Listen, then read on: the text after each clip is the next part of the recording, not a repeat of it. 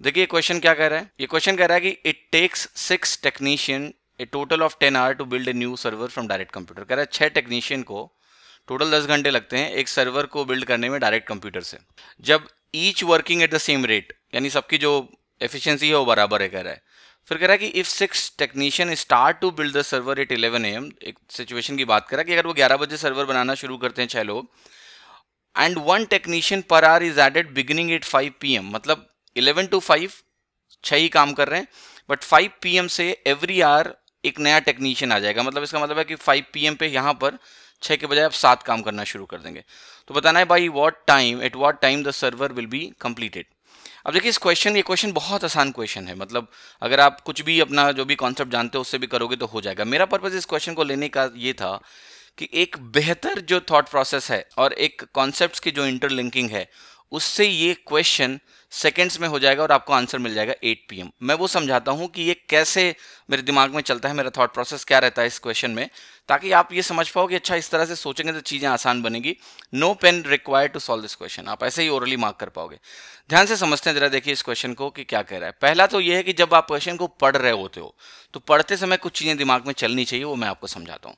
कि 6 टेक्नीशियन 10 घंटे लगाते हैं तो इसका मतलब तो ये बिल्कुल क्लियर है कि हर घंटे की अगर बात करें तो 6 टेक्नीशियन टोटल में कितना करेंगे, 10%। मैं पूरी 6 टेक्नीशियन की बात कर रहा हूँ कि 10 घंटे लगाते हैं ना, तो 6 टेक्नीशियन पर घंटे कितना बिल्ड कर रहे हैं सर्वर को, 10% होगा एक घंटे, एक घंटे में।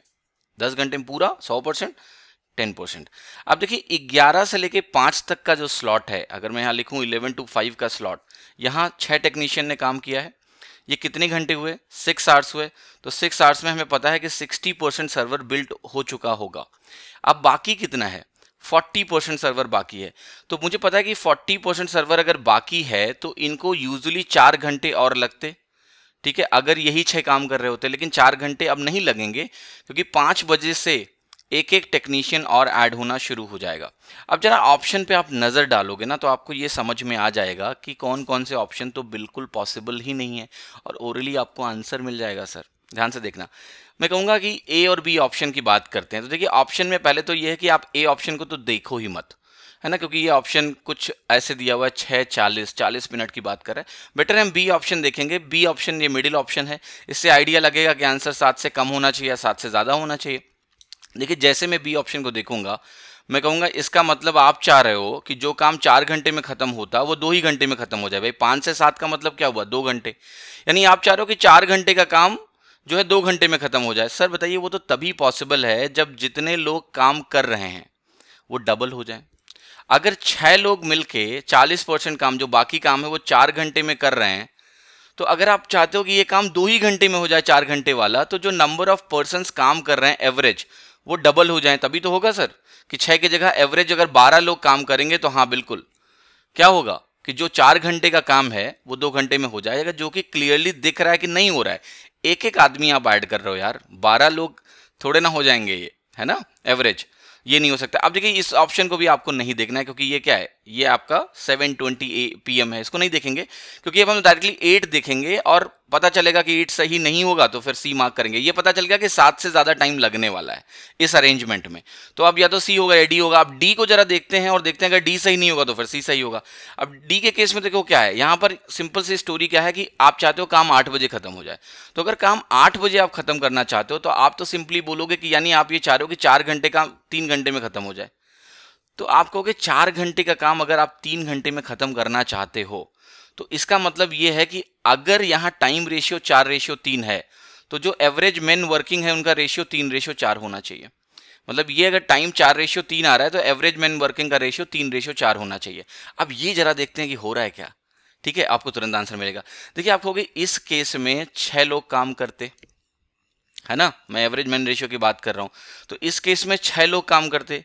अब यहां अगर आप चाह रहे हो कि ये वाला जो मेन का रेशियो 3:4 हो, एवरेज, जो एवरेज की मैं बात कर रहा हूं, तो आपको देखना है कि यहाँ एवरेज नंबर ऑफ मेन कितने होंगे अगर काम 8 बजे खत्म होता है। तो आप कहोगे तो बड़ा आसान है कि 5 बजे 7 होंगे, एक और ऐड होके 7 हो जाएगा। 6 बजे कितना हो जाएंगे, 8, और 7 बजे कितने होंगे, 9। तो अगर इसका एवरेज निकालोगे तो एवरेज क्या आएगा, 8 आएगा। अब आप चेक कर लो कि अगर 8 यहाँ है तो ये कितना रेशियो है, 3:4 का रेशियो है। तो ऑप्शन क्या होगा, डी ऑप्शन होगा। डी करेक्ट हो गया, अगर डी नहीं होता तो सी होता।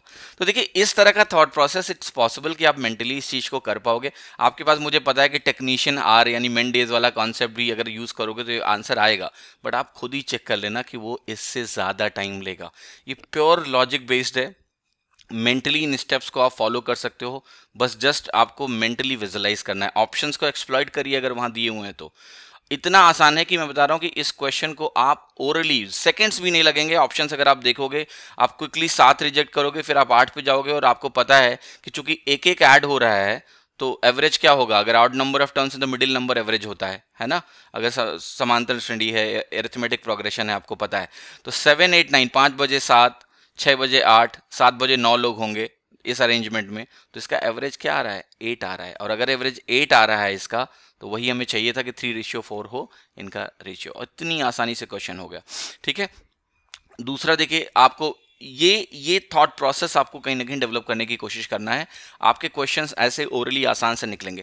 देखिए कई सारे क्वेश्चन आसान होते हैं, ये क्वेश्चन बिल्कुल मुश्किल कैटेगरी का क्वेश्चन नहीं है, बट सवाल ये होता है कि एग्जाम में कौन इसको 5 सेकंड में करने वाला है और कौन इसी सवाल को जाके 45 सेकंड लगाने वाला है, कौन इसमें 1 मिनट लगाने वाला है। तो डिफरेंशिएटर तो यहाँ पर ये है ना कि आपको क्विकली निकालना है आंसर, है ना। तो ये थॉट प्रोसेस आप डेवलप करने की कोशिश करिए कि आप क्वेश्चंस को आसानी से करें, मोर लॉजिकल हो, आप दिमाग में सोच पाएं, इसके बजाय कि आपको पेन हर बार उठाना पड़ रहा है।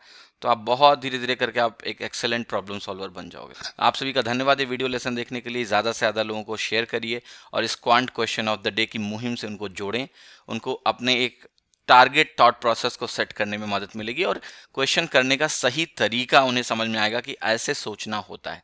धन्यवाद आपको। Have a great day.